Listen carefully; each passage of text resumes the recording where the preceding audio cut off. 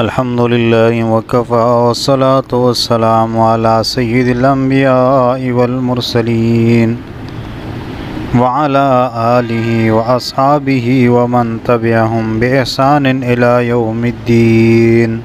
أما بعد بسم الله الرحمن الرحيم عن أبي سعيد الخدري رضي الله تعالى عنه قال رسول الله صلى الله عليه وسلم الحسن والحسين سيدا شباب أهل الجنة رواہ الترمذی۔ آج میں آپ کے سامنے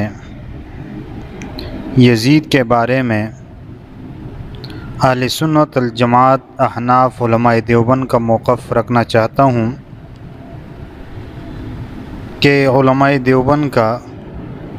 یزید کے بارے میں کیا موقف ہیں۔ سب سے پہلے تو یہ سمجھ لے کہ یزید کے بارے میں عام طور پر 3 طرح کی آراء پائی جاتی ہے۔ نمبر 1، شیعہ حضرات اسے کافر قرار دیتے ہیں اور اس پر ہر وقت لعن طعن کرنے کو عبادت سمجھتے ہیں۔ اہل حدیث حضرات یہ لوگ اس کو عادل، صالح اور اپنا امام اور پیشوا مانتے ہیں، اور جمہور اہل سنت والجماعت اور اکابر علماء دیوبند اسے فاسق فاجر کہتے ہیں اور اس کی تکفیر اور لعن طعن میں توقف کرتے ہیں۔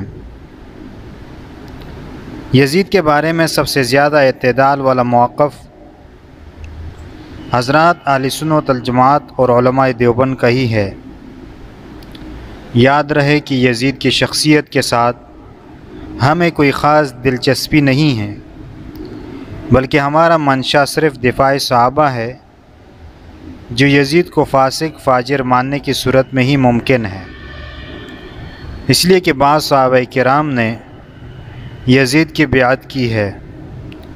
جیسے حضرت عبداللہ ابن عمر، حضرت عبداللہ ابن عباس، حضرت نعمان بن بشیر رضی اللہ تعالیٰ عنہم اجمعین وغیرہ حضرات نے۔ لہٰذا اگر ہم یزید کو قطعی طور پر کافر کہتے ہیں تو ان صحابہ کرام کے شان میں فرق آتا ہے،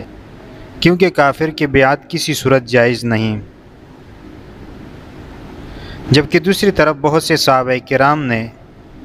یزید کے خلاف خروج اور قتال بھی کیا ہے، جیسے حضرت حسین رضی اللہ تعالیٰ عنہ اور حضرت عبداللہ ابن زبیر اور حضرت عبداللہ ابن حنظلہ اور حضرت عبداللہ ابن مطیع رضی اللہ تعالیٰ عنہم اجمعین نے۔ اگر ہم یزید کو صالح، عادل اور خلیفہ برحق مانتے ہیں تو ان سب صحابہ کرام کو باغی اور گناہگار ماننا پڑتا ہے، نعوذ باللہ من ذالک، کیونکہ امام عادل کے خلاف خروج بھی کسی صورت میں درست نہیں ہے۔ ہم ان دونوں نظریوں کو افراط و تفریط پر مبنی سمجھتے ہیں۔ ہم نہ یزید کو قطعی طور پر کافر کہتے ہیں اور نہ ہی اسے صالح و عادل سمجھتے ہیں، بلکہ اسے فاسق و فاجر قرار دیتے ہیں۔ یہی اعتدال والا نظریہ ہے، اور اسی نظریے سے صحابہ کرام کے نورانی شخصیات کی شان کا تحفظ ممکن ہے۔ فاسق کی حکومت کے بارے میں ائمہ مجتہدین کا اختلاف ہے۔ بعض کے نزدیک اس کے خلاف جہاد کر کے اسے ہٹانا ضروری ہے،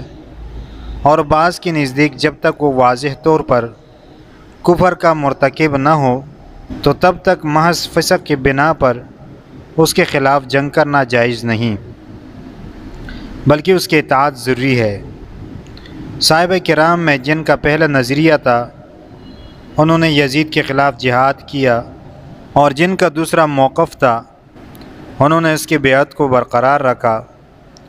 لہٰذا جن صحابہ نے یزید کے بیعت کو توڑنے سے گریز کیا وہ اس لیے کہ ان کے نزدیک فاسق کے خلاف جہاد کرنا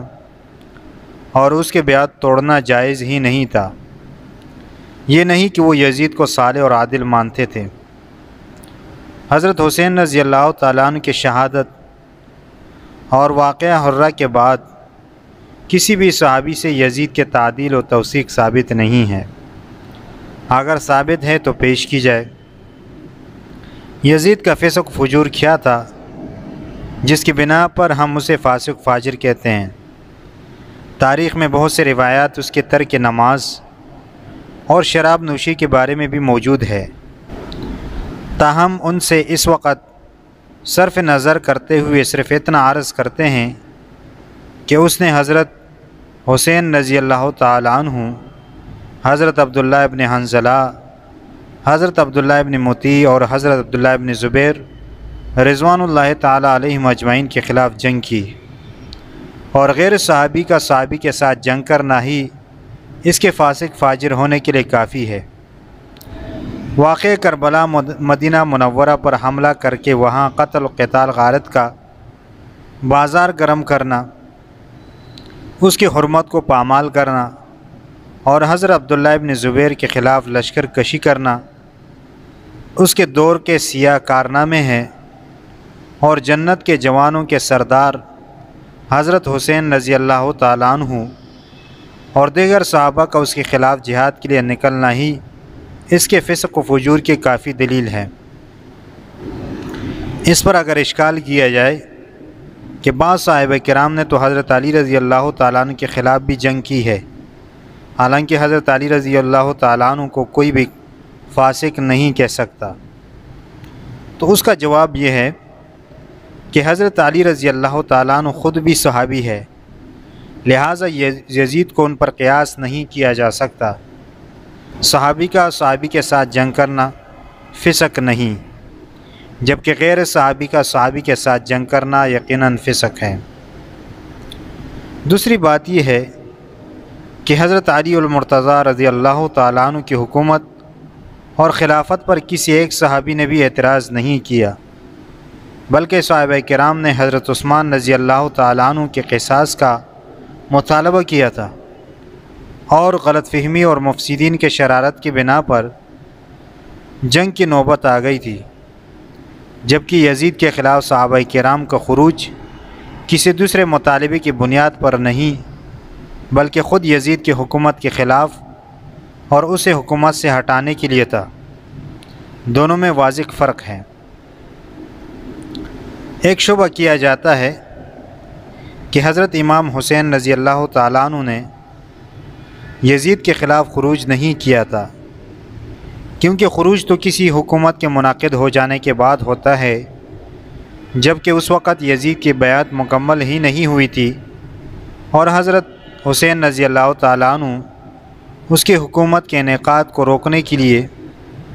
نکلے تھے، اور کسی کی حکومت کے انعقاد میں رکاوٹ ڈالنے کو خروج نہیں کہتے۔ تو شبہ کا ازالہ یہ ہے، اتنی بات تو مان لو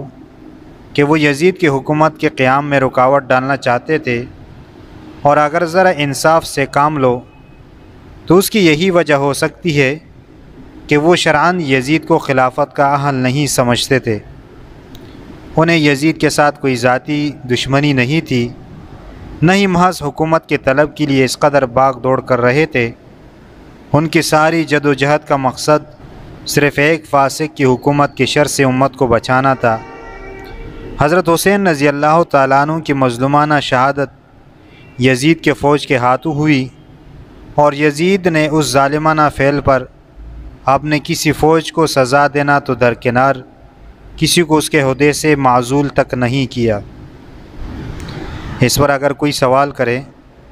کہ حضرت عثمان رضی اللہ تعالیٰ عنہ کے قاتل بھی حضرت علی رضی اللہ تعالیٰ عنہ کی فوج میں تھے، جبکہ حضرت علی رضی اللہ تعالیٰ عنہ نے بھی انہیں معزول نہیں کیا، تو اس کا جواب یہ ہے کہ حضرت عثمان رضی اللہ تعالیٰ عنہ کے قاتلوں نے جس وقت یہ ظالمانہ فعل انجام دیا تھا، اس وقت وہ حضرت علی رضی اللہ تعالیٰ عنہ کی فوج میں نہیں تھے کہ حضرت علی رضی اللہ تعالیٰ عنہ نے برطرف کرتے، جبکہ یزید کے سپاہیوں نے اس کے ماتحت ہوتے ہوئے حضرت حسین رضی اللہ تعالیٰ عنہ اور ان کے رفقاء اور ساتھیوں کو شہید کیا تھا، اور اسی کے حکم سے مدینہ منورہ اور مکہ مکرمہ پر فوج کشی کی تھی۔ لہٰذا حضرت علی رضی اللہ تعالیٰ عنہ کسی طرح حضرت عثمان رضی اللہ تعالیٰ عنہ کے قتل میں شریک نہیں تھے، جبکہ یزید پوری طرح حضرت حسین رضی اللہ تعالیٰ عنہ کے قتل اور واقعہ حرم میں ملوث تھا۔ اگر اس پر سوال کیا جائے کہ اگر یزید فاسق و فاجر تھا تو حضرت امیر معاویہ رضی اللہ تعالیٰ عنہ نے اسے اپنا جانشین کیوں بنا دیا تھا؟ تو اس کا جواب یہ ہے کہ اس وقت تک اس کا فسق و فجور ظاہر نہیں ہوا تھا، اور عالم الغیب صرف اللہ کی پاک ذات ہے۔ خود جناب رسول صلی اللہ علیہ وسلم نے بعض دھوکہ باز منافقوں پر اعتبار کرتے ہوئے اپنے 70 صحابہ کرام کو ان کے ساتھ بھیج دیا تھا، جس کے نتیجے میں ان کفار کے ہاتھوں 70 کے 70 صحابہ کی شہادت کا افسوسناک واقعہ پیش آیا تھا۔ جس طرح رسول اللہ صلی اللہ علیہ وسلم پر ان کفار کا کفر واضح نہ ہو سکا، اسی طرح حضرت امیر معاویہ رضی اللہ تعالیٰ عنہ پر بھی یزید کا فسق ظاہر نہ ہو سکا، اور اس میں کوئی اشکال کی بات نہیں۔ یہ میں نے موقف آپ کے سامنے رکھ دیا کہ جو کہ معتدل اور درمیانہ ایک موقف ہے علماء اہل سنت والجماعت، علماء دیوبند کا۔ اللہ تعالیٰ سے دعا ہے کہ اللہ تعالیٰ ہمیں صحیح بات اور صحیح دین سمجھنے کی توفیق عطا فرمائے۔